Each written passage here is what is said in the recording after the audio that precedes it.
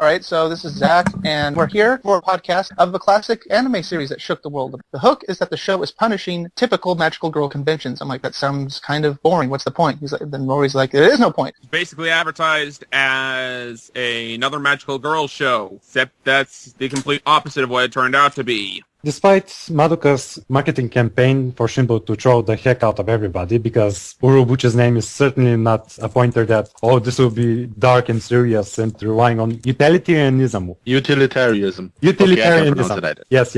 Okay, this is going to be directed by Shaft, and it's going to have Urobuchi as the writer, back when he didn't even have that nickname. And knowing Song of Seiya, I kind of expected things would go bad. I got into Madoka after I played Spec Ops The Line twice, and I saw a comment, Spec Ops The Line Madoka'd me, implying that it had the same dark twist and self-guilt. Oh. Yes. And it really does take out your heart and stomps on it with a heel. That's how I described it back then. But now that I reflected upon it, I saw the twists only work once. And from there, it's just very superficial. And that's why afterwards, I couldn't really appreciate it. It's a one-time experience that relies on shock factor. AKA the Breaking Bad syndrome.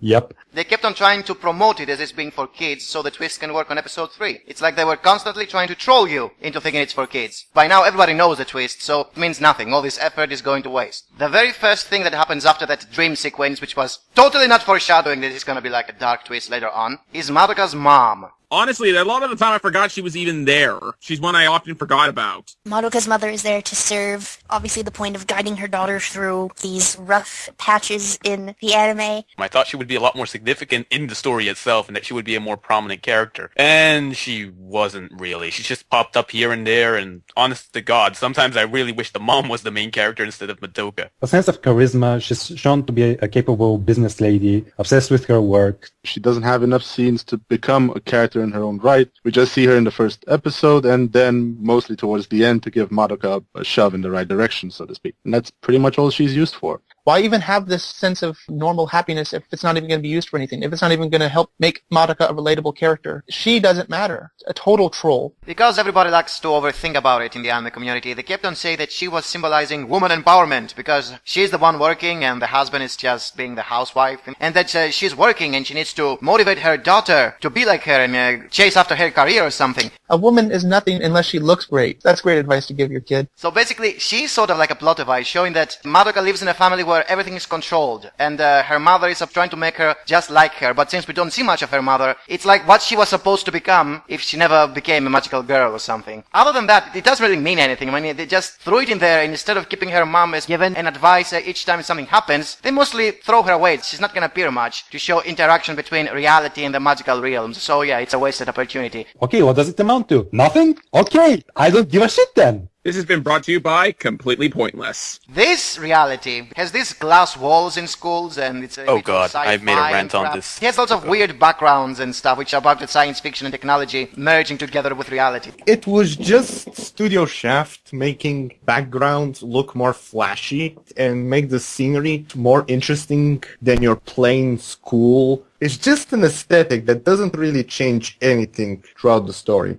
I find the entire school setting thing completely pointless. We see so little of it, it's underdeveloped. For me, it was just Shaft being Shaft. Well, how come not everyone in there is melting? Because as we can clearly see, outside the sun is shining. And what happens when you're basically in a glass box? Well, I'll tell it for you. You heat up. And there's no air conditioning, as you can clearly see by the backgrounds not showing any air conditioning. It should be impossible for that school to last for a long time without the students randomly stripping around, which they could have also done, but then it would have been a different type of show. It takes away since the characters are so bland. The environment has more character to it compared to the characters which are, again, bland. There's nothing to them. It certainly doesn't symbolize their emotions, that's for sure. Did any of you understand why Kyubey was injured but not killed in the scene they meet him? Probably because he was killed several times before. Why is he injured? That's the question. Omura wants to bait Madoka. She knows exactly where she is because she has done it many times before. Why did Omura injure it and not kill it? To try and kill it, but she didn't get enough chance to because it got away. How can it Because get it's a away plot- with it? She can freeze He's time. saying it's a plot hole. Oh, See, It could be this a is plot all- hole. this is Because a because she didn't want to scene. waste her soul gem on that. The whole point is, you see a cute, fluffy animal, and he's hurt. That instills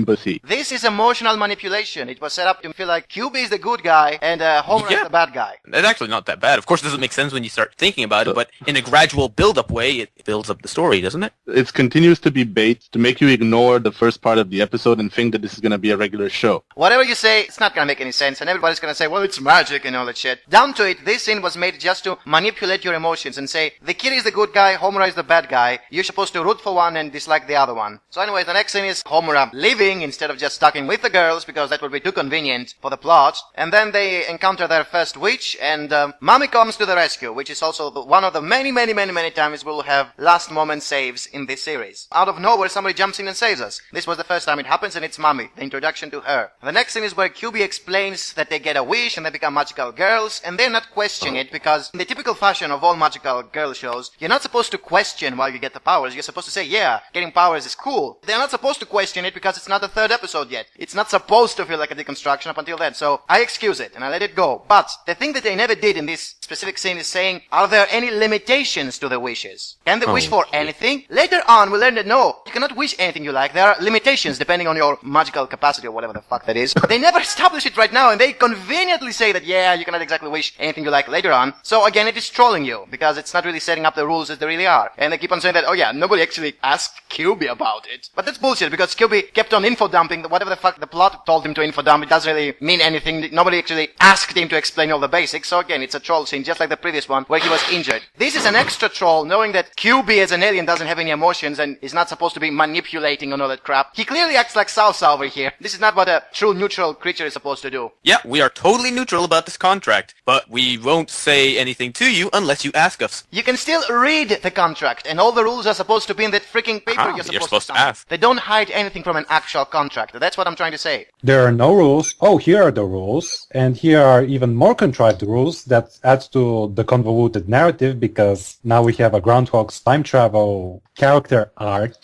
if we can call it that. It's character fleshing out, actually. Kind of justify her actions instead of creating more plot holes. Oh, wait, that's exactly what we did. And it just becomes extremely convoluted, and the more you try to make sense of it, the more you realize how nonsensical it is. I get why characters made the wishes they did, usually rush of the moment. Sometimes the wishes were either really stupid or just didn't work. As much as I hate using this excuse, they are kind of teenagers. Would you really wish for something that made sense when you were 14? The whole, realization or whatever about the soul gems or blah, blah, blah. I personally don't see it as nearly as big of a deal as what Kyubey is giving you. Personally, it seems like a pretty fucking good deal to me. There is a wish that you are already willing to die for. The reason you're doing it is so that the entire fucking universe doesn't go kaput. And you get a wish granted that could possibly bring you some sort of happiness or satisfaction. I would say, go for it. They all sort of make sense. They're all short-sighted, fast wishes that they don't really think through. I think that was the thing they were going for a little bit. Like with Mami's wish, well, technically, she could have just wished for invincibility, healed from it, and lived forever instead of, well, just getting her life back. Homura, same thing. Redoing time over and over and over again, which is, I guess, a plot hole, but since it's a podcast, who cares? Madoka's the only one that made a sensible wish in the end. Become God, because that's apparently something you can do with the wishes system. Kyubey, make me God. Oh, shit. It's like Rumpelstiltskin in a way. If you find out the way to break the system, then give me eternal life. Make me God. Give me 3 more wishes. Then keep going from there, always wishing for more wishes or wanting infinite wishes. Why does that not happen? This character that gets introduced that basically finds this loophole in Kyubey's stupid system, which doesn't make that much sense. Also, if it's for the death heat thing of the entire universe, why doesn't Kyubey preemptively tell them that if one of them could sacrifice their wish to solve this problem, we can all go home and eat Skittles? Here are the dark turns. You will die. You are immortal, actually. Your life is dependent on your magic use. These are good ideas, but it still falls apart when he tries to use pseudo-sci-fi shit, as in very faulty laws of thermodynamics. Because energy doesn't disappear. It's just less usable, but it is still malleable and it can be used again. Hence, the universe will always exist, even if it will blow up again. So the wishes system just falls apart. Kyubey is unjustifiable. He doesn't even seem like a robotic character, a proper emotionless character. As in, oh, we will only give you what you ask, instead of giving you a proper written contract with all the terms written on it. Oh no, you have to ask. They don't know it from top to bottom like you, database scum, and you're preying on that unawareness. And you deny that because you give them a choice. How come you always try to manipulate them? Isn't that emotion in itself? To do it by your own terms? As in, just like the writer forces the cynical plot on the characters? You fucking mouthpiece? The next part is basically Mami's arc. How she treats the other two girls and up until her death in episode 3. She's trying to be a mother figure. And she's like the magical version of Madoka's mom. Like, she has her normal mom, and this is supposed to be the magical version of her mom. Trying to guide her and control her all the time. Because that's the only thing we learn about in those barely 2 episodes she was in until she dies. My thoughts on the character is about the same as Madoka's mom. Forgettable. Yes, she's a mentor figure. Yes, she's an exposition device. But even more so, she's also reinforcing the position, Homura is evil. Basically, all of a sudden, she becomes really depressed and self-deprecating. Oh, I have no friends, but since you guys came and I could be your mentor, I feel so much more fulfilled about life, and I want to protect you. And now I feel much more fulfilled and become more arrogant during fights, letting my guard down just to lose my head in surreality. And if you'll notice, it didn't really make sense why she felt so hesitant to lose her head in the first place, considering her experience. Like, literally, she just stands there. It's a psychopath moment. I'm going to stand here while you shoot me with your gun. Shoot factor! You could say she got ahead of herself. Hats off to you. And ahead. The girls survive with the second last moment save, because Homura remembers that she can freeze time again and saves their ass. In the next scene, for some reason, Madoka thinks she can save people without making a wish and becoming a magical girl, so completely, stupidly, with no powers, dumb, goes in to save some other people who are, brainwashed by a witch to kill themselves or something. Sayaka makes her wish to become a magical girl, which is also dumb. And once again, Madoka's about to die, but last moment save, this time by Sayaka, comes in and saves her. By the way, where is Homura? She's not around. Yeah, magically now she's not there to save her, even though she always goes back in time to save Madoka, nobody else, so duh. This battle again is just fancy visuals, doesn't really mean anything. There is no strategy to it, because you have Sayaka, who just became a magical girl, and she just kicks the crap out of a witch. So yeah, it's technically a newly born witch kills an expert magical girl, and a newly created magical girl beats an expert witch. Ta-da! Honestly, Sayaka magically learning everything about her powers makes absolutely no sense in context. Aside from that, now she's actually trying to become a character. She doesn't deserve the wish for herself because she feels she hasn't suffered enough. However, she feels that if she can help Kyosuke, help someone become more happier, and at the same time save one of her best friends, that is enough for her. That's good. Very character defining. He is so obsessed with music, beating over himself again and again because he can't play the violin, and that's his entire life. He's an extension of Sayaka's character, initiation for her arc, yet the character transition makes absolutely no sense. Between seeing a murder in front of your face and giving a shit about your love interest, that would be pretty fucking depressing. This entire episode would be dedicated to that, not initiating another arc and having another weekly fight. I do not mind Kyosuke being the supporting extension of Sayaka because it goes hand in hand with her and Hitomi, because Sayaka is about the only character who has external relationships with other people. That's what I consider an inherent flaw of the show, is how we never really get to see too many characters have relationships outside of their role as being a magical girl. So anyways. This section, Sayaka's arc, is probably the most paced one out of all of them. In that case, it's a really good set of episodes, and it does pay attention to her, and it gives her some sort of room to express personality, to express her values, and just set her up for a good subversion and have some form of very well-earned catharsis. The next episode is Sayaka's wish getting all screwed up because Kyoko was introduced, they have a duel, she gets owned, and another last moment save, this time again by Homura. This is basically a lost opportunity to have this aspect of the show being about not magical girls fighting witches, magical girls fighting each other for a territory, because they all need grief seeds to replenish their energy. This was an interesting aspect to make a fine deconstruction out of this show, just by having them competing with each other for the plain reason of surviving by having enough grief seeds. But no, we couldn't stick to something for too long, not even one episode. Kyoko shows up as sort of a pragmatic challenger to Sayaka's hopeful idealism. They are foils of each other as far as I'm concerned. Kyoko is externally selfish, while desiring internally to be selfless and protect people. Sayaka is externally selfless, while internally desiring to be selfish. Madoka is still not really developing at this point. The next episode is about the big revelation with the soul gems, where once again Homura saves the day with a last moment save, but she doesn't stop time in order to fetch those soul gems, and it's like another plot convenience to have a chase scene with cars of some sort. It depletes her soul gem power. To save corruption, she doesn't use it. She just uses it as less as possible. Was she definitely sure that she would get that soul gem? And she would have just reset time eventually. Oh, that's a great excuse there, yeah, of course. Too bad she wasn't exactly thinking that at the moment, or that she doesn't actually have infinite retries. And as you said before, nobody really should take all this revelation that seriously, because eventually their sacrifice is supposed to save the universe, but nobody's supposed to think like that because they're all selfish and they're supposed to think about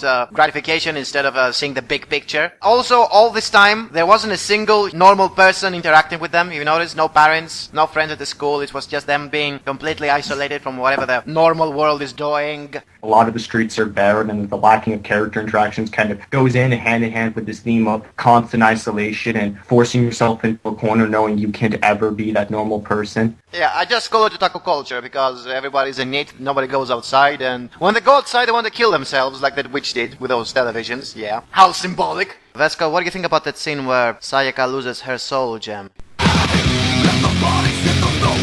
Holy shit! That's another way to put it. Let the bodies hit the floor. It just brings out the silliest twist ever. Here's how the ending should have played out. Madoka throws over the soul gem, and instead of landing on the soft back of a truck, it should have broken on the ground and then smashed by a moving car. And then her soul, quote unquote, comes out as a familiar because she is not a fully developed witch. And suddenly they're in the psychedelic realm. Full edge. Actually pretty True, cool. you know, that would have been kind of cool in a sad way. It would have been cool. That's not a bad thing. And that's how you escalate it properly. As an added bonus, the body of Sayaka could just, lose her balance, and instead of just dropping on the floor, she would drop out of the bridge in the middle of the street and be smashed by two cars, who then hit each other and hit a huge truck full of fuel and blow up the entire city square. Then her body should rapidly decay and her last words should be, why? And her body explodes in the familiar. Just put this in extra. This is too good. Yes, that is the ultimate edge. Zawa. If we're going to overthink it, let's do it all the fucking way. In the meantime, Madoka is still not relevant in this show. No matter what Madoka does, she is ineffectually not ever changed by what's going on around her as each episode keeps going on, and she becomes more of a distraction and more of a means to never take anything in the show seriously than I ever thought possible. The next event is about Kyoko and how fast she changed her mind, turning from an opponent into a friend just because of the whole soul gem. I mean, she immediately reveals her backdrop. Now she's an ally. Thank you very much. How did this happen? It's like 5 minutes. Because we couldn't have 24 episodes. More episodes? I think 12 was good enough for this. Okay, how about 24 episodes with very, very slow and gradual character building? I don't know.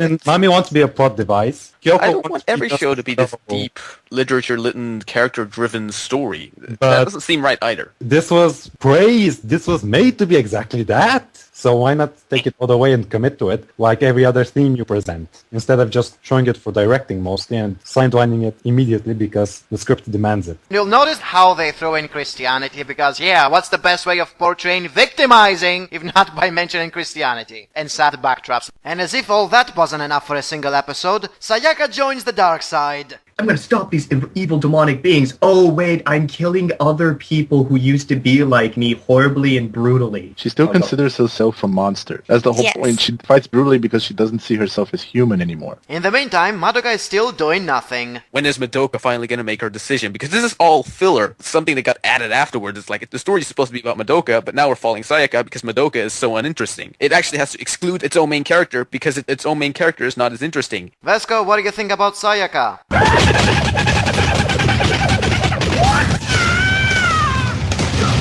Thank you for doing that. Thank you, mate. You saved it. It's amazingly inconsistent. There was no build-up, A no possible survivalistic lead-in. bitch now turning out to be your best friend and later on your lover, quote unquote. I mean, that was the thing that I found so awful in Madoka that I was like baffled by. Because it's like, Rushed. it was rushed. It's fleshing out followed by a complete rewrite. Sayaka basically joined the dark side only when she heard two random people in a train talking about how they mistreat women and all that shit. All this time, we didn't hit a single normal person interacting with them. And the moment this happens, it has to be the biggest one-dimensional asshole, which will bring you over the edge. It's like, come on, this is bad writing. This is forced drama. Oh yeah, one of the worst parts of the whole show, I definitely agree. Yeah. Try to explain this one. Homura doesn't use time stop to defeat Sayaka. She just lets Kyoko go kamikaze on her and she just wastes her life, even though her personality was about not wasting anything. Oh yeah, she wanted to die with a friend and she would have died anyways. Blah, blah, blah, blah. We never saw that because only 5 minutes of a backdrop is not enough to excuse all this crap. Oh lord, poor Sayaka. The only character who was actually somewhat decent just left the scenery completely and everything went to hell. Kyubey out of nowhere reveals all that shit, even though nobody asked him, and he says doesn't have emotions and doesn't have an opinion. Somebody should have asked him to explain it, but no, out of nowhere, yeah, blah blah blah, human entropy, and by gathering the lowly angst I can save the universe. What the fuck? Not even the explanation makes sense, even when he tries to make sense out of all this mess. If you have no emotions, that means you have no values, but the only value you have makes you a manipulative dick. How is that emotionless? Out of nowhere, this exposition came, which is basically Urobuchi's mouthpiece, and it makes no sense in the context of what Kyubey should have been. This is also the part where Kyubey stops being a plot device and becomes Urobuchi's voice. Oh, it's only natural for a magical girl to grow up to be a woman, aka a witch. In order to have an opinion like that, you have to be able to understand why you're saying it. If Kyubey isn't emotionless, it's like intentional self-awareness with how the show is written. It's mocking itself, it's mocking the spirit, it's bullying a genre, basically, for being what it is. It's not even commenting about the genre, it's just taking it and twisting it so we can say, oh wow, I can't believe this show is doing such a bad thing to such a sweet, innocent genre. Another thing too is they never explained why simply girls, why not boys? Because only girls can be manic pixies. Oh, we figured out that girls do much better job at releasing emotions. Why not mention that? Boys can control their emotions, but females are like, ah, that means more energy. Yeah, thank you very much for the equality message there. Indirect sexism. Plus, you cannot easily victimize boys in the eyes of otakus. It has to be cute little girls. Moving to the next episode, episode 10. We get all those alternative realities, which is totally not time reset. Well, basically we see that Homura made her wish, which wasn't even her wish, it was basically I want to save this girl. So this magically translates to time travel. And notice that she only knew Madoka for what, a week? That was enough to make her say that she's the most important person I had in my entire life. She didn't give a shit about how Walpurgis Night killed basically everybody in the city, including her family and friends. In a very, very rushed succession of events, we learn that Mami was a bitch. Also that basically Homura is trying to save a Madoka, which is not the same friend she had, because it's an alternative reality. If she doesn't remember that they were friends, that it's not the same Madoka. So even her wish makes no sense. It was the most interesting concept of the entire series, but yet it's still timeline, and this is basically convenient backstory. It opens up a lot of plot holes, and they had to contextualize it with the last episode too. It's incredibly rushed. It's supposed to flesh out and clear up an ambiguous anti-hero character who up to now has been very antagonistic until the previous episode because of her obsessive love for Madoka. Because for 5 seconds she saw kindness. What the fucking do? Somebody commented on the witch psychedelic images. They mean nothing. Well, what are you talking about? They have some deep, dark, symbolic meaning. Yes, like female engagement bullshit. Look at that green background. Come on, can't you see the artistic detail in that, man? Oh god. Are we trying to go deeper right now? No. Andre, go. Deeper. I would have preferred to stay in the apocalypse. Thank you very much. Who the fuck is Homura? Who the fuck are you? You're only defined by your, quote-unquote, your obsession to this entire existence that is Madoka. I mean, Neon Genesis explained it better, where Gendo wanted to resurrect his wife, not a replacement wife. That makes more sense, whereas we've established Homura just wants a Madoka, she doesn't want her Madoka. You can excuse that Homura is still a teenager, but after going through how many freaking resets, right now she's mentally the age of maybe a late 20s or maybe early 30s. It is filled with so many contradictions. It explains the jadedness, but that's all it does. It's an explanation that came too little, too late. Thanks for the explanation, guys. Wish you could have done it sooner. The only thing I have to add to this one is the karmic bonding, which was thrown in out of nowhere. How did you mention it now? It's like convenient writing. Yeah, they just are pulling more stuff to excuse previous plot holes, and they still make even bigger plot holes in the meantime. They couldn't even excuse Homura's time stop. She controls time, and she can steal weapons by that. Where the fuck does it say she can control trains and just, like, direct them towards Walpurgis in the exact direction she wants it to go? Oh, no, that wasn't a train. That was a bus. A truck, a bus, doesn't matter, it's still a huge object for the explosions. Whoop-de-fucking-do. Plot hole! Details. And then she finally realizes that her magic has run out, and so she's about to become overcome by despair. But guess what? Another last-minute call for saving your life, except it's by Madoka this time, who finally fucking does something and is like, I'm going to make my wish. I still find it hilarious how her mother is by far the worst mother I've ever seen. Sure, I have no idea what my child is going to do, but I'm going to let her run into a possible disaster warning that has so far claimed thousands of people. Wait, you're not going to wonder why your daughter wants to go into what you assume to be a hurricane, which may or may not kill her horribly? You're just going to let her go out of the shelter? You can just die, go, shoo, I don't need you anymore, meh. Yeah, another one of the worst moments in the entire show. I have to go, Mommy. Don't go. But I have a friend to save. But I'm not telling you what friend this is. Okay then, my dear, go ahead. Best mom ever. Oh, Yeah, fans will say that she was a supportful mom and that she trusted her daughter to know what she was doing in the end. That doesn't explain why she would let her daughter go out in the middle of a hurricane. Her life insurance must be very well made. Well, oh my god, I'm gonna become rich. Go, Madoka, go, Madoka! Walpurgisnacht is the final thing they've finally been leading up to. The most right? anticlimactic boss fight ever. Like, Yes, no yes. build-up, nothing. He just Well- appears. Such a Well, terribly written villain. He was supposed to be the quote He wasn't, antagonist. Daniel, he wasn't even a villain, it was a plot device. Just an enemy. It wasn't like a final boss that had thought or had like a consciousness. No, it was a monster. He is the only character that triggered this. He is the character that caused all of this conflict. And we know jack shit about it. And where the hell did Homura find all those weapons? How the hell did she get those rockets in the river and everything? Just don't question it. It looks nice. It's fun. You can finally get it over with. Just say you've completed it, give it a rating, and finally move on. Some flashy visuals to end it off are fine, right? How come she didn't set up everything for each scenario since she's lived through it like 800 times by now? That's actually a really good question. Well, she can kill witches in an instant and constantly have time. But So she Walpurgis has is limited special. time in theory. So she can always buy herself time, so long as she has enough prey. And that, in turn, should help with preventing Walpurgisnacht to begin with as well. Jesus, that's an entire storyline of its own that's more interesting. Because Madoka is the blandest piece of wet towel ever. It's like the story wants to focus on Madoka, but Madoka, she's not the most interesting character. She continues to be her self-insert until the very end. Until the very end, and then becomes God. So Because is fuck the the self-insert supposed to be God? Screw the rules, I have karmic bonds. Yay, Buddhism. Madoka just becomes God because, oh god, you know, she's just an asshole. I mean, come on. And where she comes up with the introspection to come up with such a wish is a plot hole in of itself because we don't know who Madoka is still to this episode. I have to accept the lame bullshit. What about the magical girls from history? Cleopatra, Jeanne d'Arc, all the pretentious imagery, which means absolutely nothing from historical figures, which also amounts to absolutely nothing, and we're talking about women, not 14-year-old middle school girls. I think there's a huge difference there, Kyubey. I have a feeling you're particularly bullshitting me. Oh wait, you are. Oh, and the chairs! How people are still individuals. Fucking chairs. Thank you for that, Shinbo. I remember it. Why do an alternate universe at the very last second as some kind of epilogue? Yes, I know it's sequel bait, but in of itself, it even takes away the satisfaction from the show, and by its own right, this has a shitty, unresolved ending, furthering the hate that I have for reset endings, furthering the hate I have for hype. I don't know why this is hyped to high heaven, considering this ending and considering the path of thought leading. One big empty mess, waste of time of a show. Deus Ex Machina. That is basically how it all ends. Madoka. It's pretty. Deus Ex Madoka. That's an even better one. Even though it's a train wreck, I kind of enjoyed watching the train wreck. Had some interesting ideas. Not the best execution.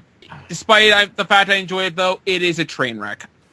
You're finally done. You can move on. No more Madoka Magica. Oh, there's a movie. Okay, now only the movie remained. Let's do it and be done with it. Let's start with the first part where nothing really is going on. Shinbo is shafting hard here. He has budget, and that's what he does with budget. He shafts. There isn't much that I can comment on about it. It left such a vague impression on me. And it wasted so much of the budget and the animation. For what? They could have just made this whole part 20 minutes or even 15 minutes. With everything living so cheerfully, you're wondering, why is this happening? What happened to the ending? Why is this a sequel? What's going on your screen? We have 45 minutes of Homura acting like she was during her flashback episode in episode 10, kind of timid, except that she seems to just be studying everything from the shadows, wondering what the hell is happening. They were trying to go for like a Bioshock Infinite alternate universe again. Basically, the only thing that really happens besides Homura questioning everything is that really out of place and weird cake scene. Obviously showing what they do to people who are become nightmares. It's some sort of purging scene, even though it goes on for like 10 or 15 fucking minutes. It took forever. It was not even fun. It was just vapid, empty. Ugh.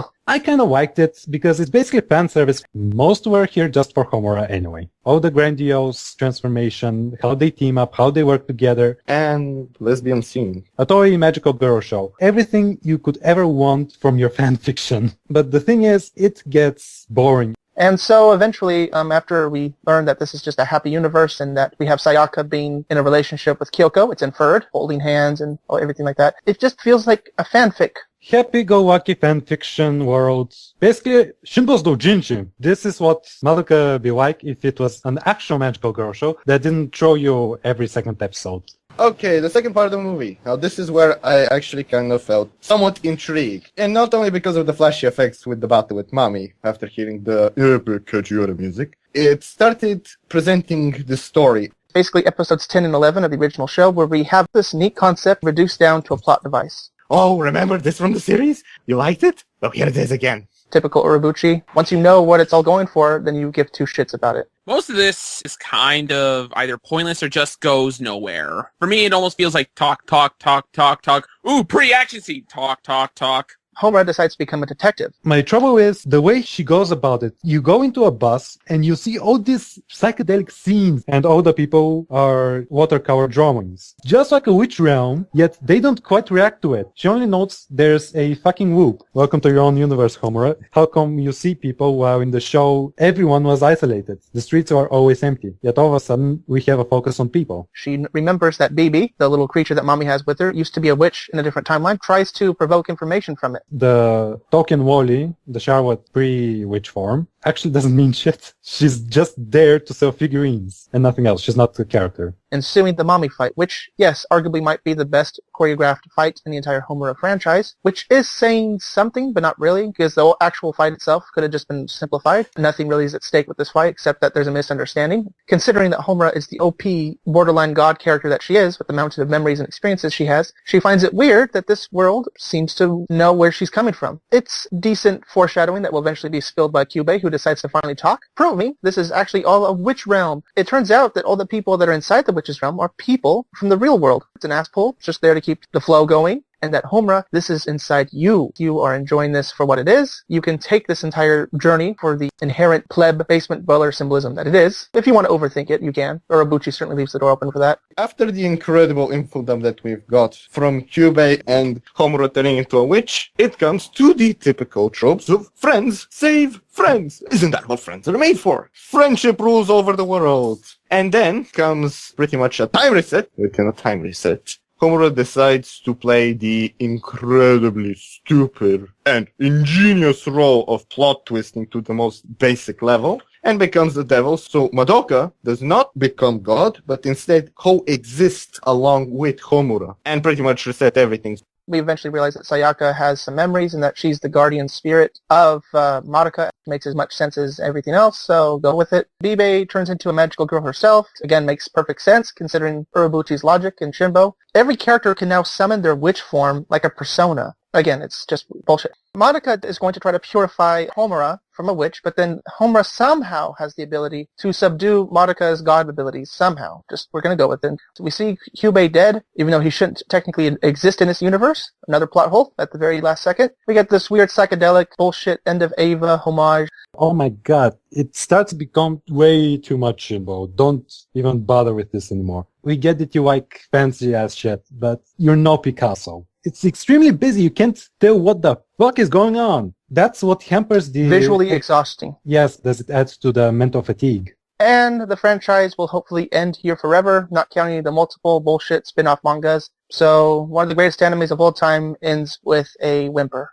After the fight, Homura, she goes full on yandere. This is the thing about Urobuchi characters. He can push them in any direction he likes. He can even revert Homura back to her old, shy, timid self. Why? Because she lost her memories. Oh wait, no she didn't. Basically plot convenience after plot convenience, including this is an own isolated universe because the incubators thought it would be a good idea to take this one unique character that is so unique. Wow, it's like a light novel adaptation all over again. And that 10-minute fucking exposition dump from Kyubey, the voice incessantly speaking with no pause. This is probably the worst Urobuchi's exposition dumping I've seen. Homura's logic is very much based kind of on circular logic, and she has to go through a few mental loops and logical fallacies to come to the conclusion that yes, I do want Madoka to live so much that I would sacrifice myself and the universe with it. And just end on a cliffhanger again, because Shinbo likes money.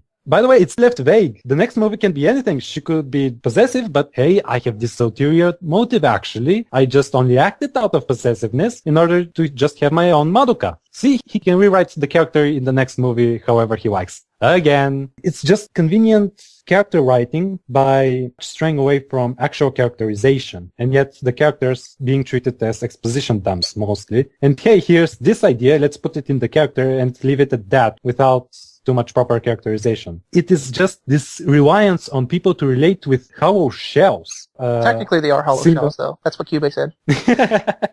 I see what he did there. But still, you have this one emotional word or one theme to a character, and that defines their entire fucking character. And you're supposed to relate to that. That's how people are to Urobuchi, and he sees them as simple. He comes across as an arrogant bastard who thinks people are stupid. So, if I'm coining you correctly, Vesco, you're saying that he treats the characters much like in Bacano's case, where they're mostly ideas or circumstances that we want to follow. Even less than that. They are dolls, puppets for the writer to play around, keeping characters ambiguous so he can rewrite them later. It's to be retconned later. Exactly. And I really dislike that.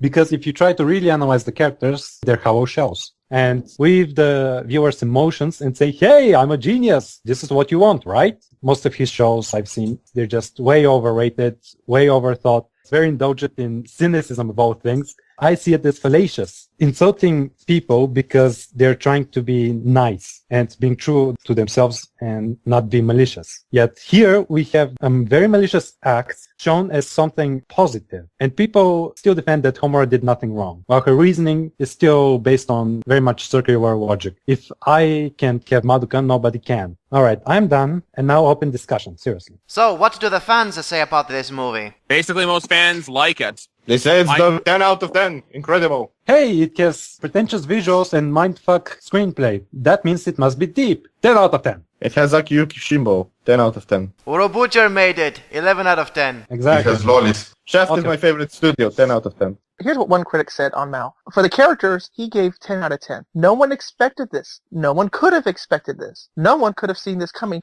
Yet this was inevitable. Urobuchi always does this. He reveals a down-to-earth fact that has been in front of our face the whole time, yet at the same time a fact that no one has realized. That's the highest rated review. And he gives the enjoyment a 5, yet his overall rating is a 10. His justification for enjoyment. I didn't enjoy this at all. In fact, I don't think I can ever see this movie again. It was too soul-breaking. And still, this was only my opinion. Some people might like it. Hell. Logic and crashes it down on Earth. His only thought about Homura's twist, he doesn't seem to mind apparently, is her transfiguration was something no one had realized, yet something so obvious and inevitable that everybody should have known. What the heck is he talking about? That's just one sentence response to the whole twist, is that. We should have known the twist. Enough. Final impressions. Unnecessary movie, that's all. The Cake song was the best part of the movie. The cake song was the best part of the movie, and it was just more filler. Yeah. It was so shafty. The credits were the best part of the film. Yeah, I like it. I really liked it when it was over.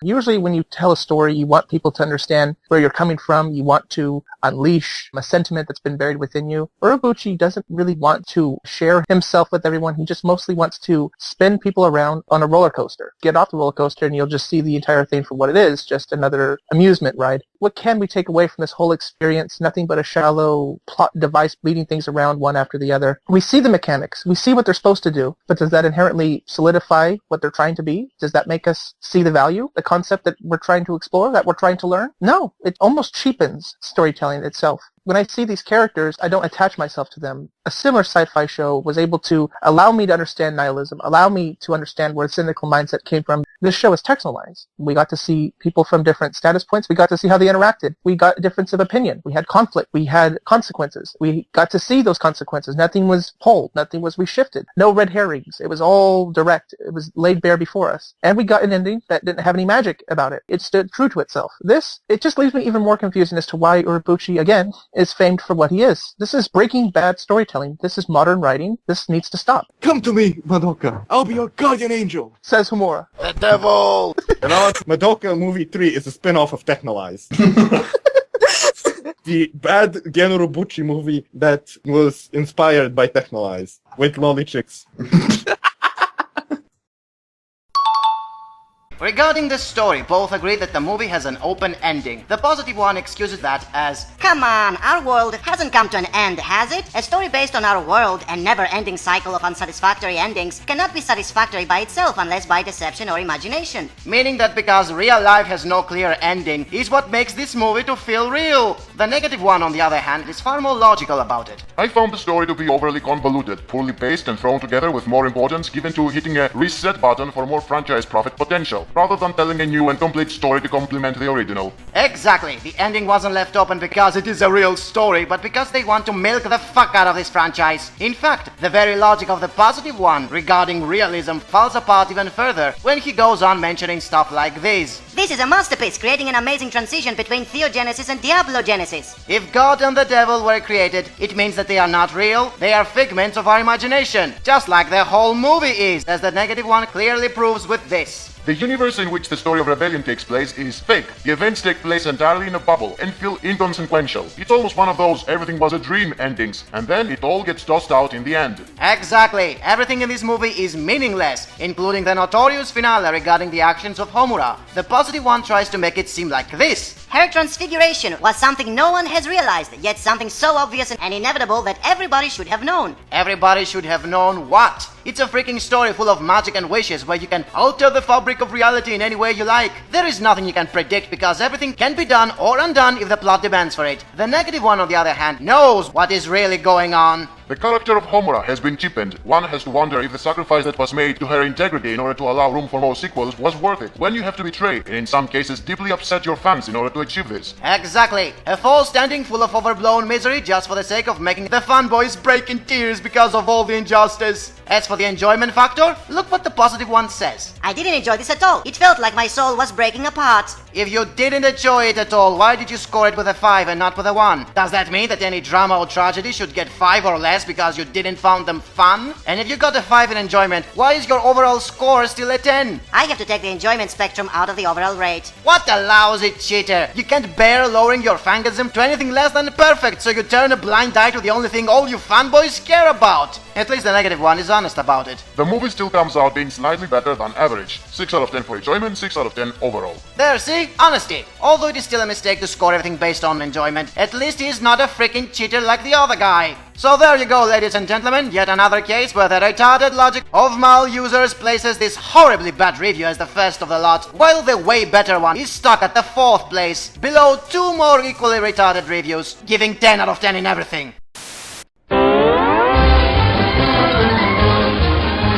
Madoka is operating on a level most pieces of fiction can only dream of. Madoka Magica has so many layers it may be impossible to analyze all of them. Madoka is actually just a simple genre piece. It's not actually a deconstruction of magical girls, not in the strictest sense. Madoka uses her wish to create a universe where hope conquers despair, emotion conquers reason, and friendship conquers fate. Essentially, she fixes the universe by changing it into a traditional magical girl anime. Ken Urobuchi wants to write stories that warm people's hearts. Madoka is a deconstruction of Urobuchi's own worldview. Madoka is making Urobuchi's wishes come true too, though the story balances this by making her success very ambivalent. She gives girls their hope, but is really just masking them from a vision of decay that is still there. Madoka changes the ultimate result of the system, but the system continues to exist. Madoka is also deconstructing our ability, as the audience, to suspend our disbelief and accept that emotionally immature teenagers are a viable recourse to averting cataclysmic destruction. Madoka is wagging its fingers at us for celebrating child heroes because nothing bad could happen to them, right? They can handle responsibility, right? They never die or anything, right? Next, Madoka espoused the anime, with the girls trading their humanity to a willing and dealing supernatural creature in exchange for the impossible.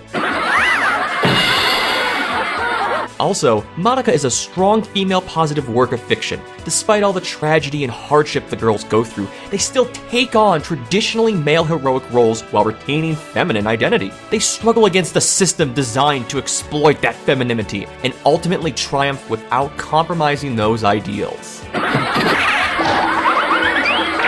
It takes a genre largely positive for little girls, puts it through the rigors of their male counterpart, and asserts that violent, hot-blooded manliness are not the only ways to overcome adversity. Which is to say nothing of the art and music in the show, which are praiseworthy in their own right. What truly makes Madoka special is how rich and fulfilling it is. Madoka plays out like a classic novel, with the same themes and messages about humanity, light and struggle that make those stories timeless. That is what Madoka is, a timeless, impeccably well-told story that reaches far beyond the frilly trappings of its genre and the crushing darkness of its themes. Madoka Magica is a story that aspires, and it succeeds, and that is what makes it great.